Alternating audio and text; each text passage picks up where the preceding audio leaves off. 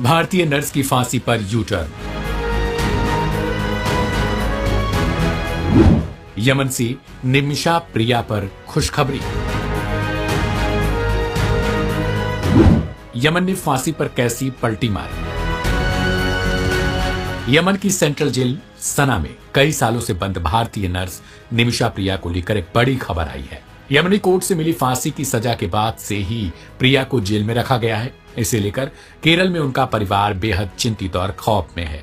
लेकिन अब एक ऐसी खबर निकलकर आई है जिसे जानकर निमिषा के समर्थकों के लिए एक आस के तौर पर देखा जा रहा है। कुछ दिनों पहले ही खबर आई थी कि यमन के राष्ट्रपति रशद अल अलीमी ने केरल की नर्स निमिषा प्रिया की मौत की सजा को मंजूरी दे दी थी, जिसके बाद यह तय माना जा रहा था कि अब फांसी होगी। लेकिन अब यमन ने इस फैसले पर यू टर्न लिया है। यमन दूतावास की ओर से जारी एक बयान में कहा गया कि राष्ट्रपति नेतृत्व परिषद के अध्यक्ष रशद अल अलीमी ने भारतीय नर्स निमिषा प्रिया की मौत की सजा को अनुमोदित नहीं किया है और घोषणा की है कि देश की हूती मिलिशिया ने पूरे मामले को संभाला है। बता दें कि अब से कुछ ही दिन पहले निमिषा प्रिया की सजा को लेकर खबर आई थी कि उनकी फांसी वाली सजा पर राष्ट्रपति ने हस्ताक्षर करते हुए मंजूरी दे दी है। लेकिन यमन सरकार की ओर से कहा गया कि यह मामला हूतियों के पास है। ऐसे में अब कहा जा रहा है कि हूतियों ने अगर इस मामले को लिया है तो इससे निमिषा के लिए खुशी की बात है, क्योंकि ईरान ने हाल ही में इस पूरे मामले में निमिषा की मदद करने के लिए भारत सरकार से इच्छा जताई थी।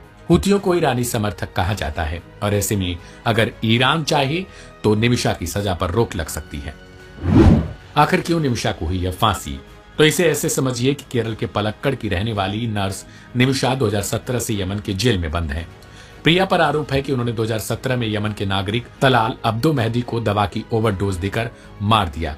इस मामले में साल 2020 में उन्हें मौत की सजा मिली। 2008 में ही देश छोड़कर यमन पहुंची निमिषा ने 2015 में अपने खुद का क्लिनिक शुरू किया था, लेकिन उससे पहले वो कुछ अस्पतालों में काम कर चुकी थी। यमनी नागरिक की हत्या मामले में उन्हें दोषी पाया गया, लेकिन क्या सच बस इतना सा ही है कि प्रिया ने हत्या की और उसे सजा मिली?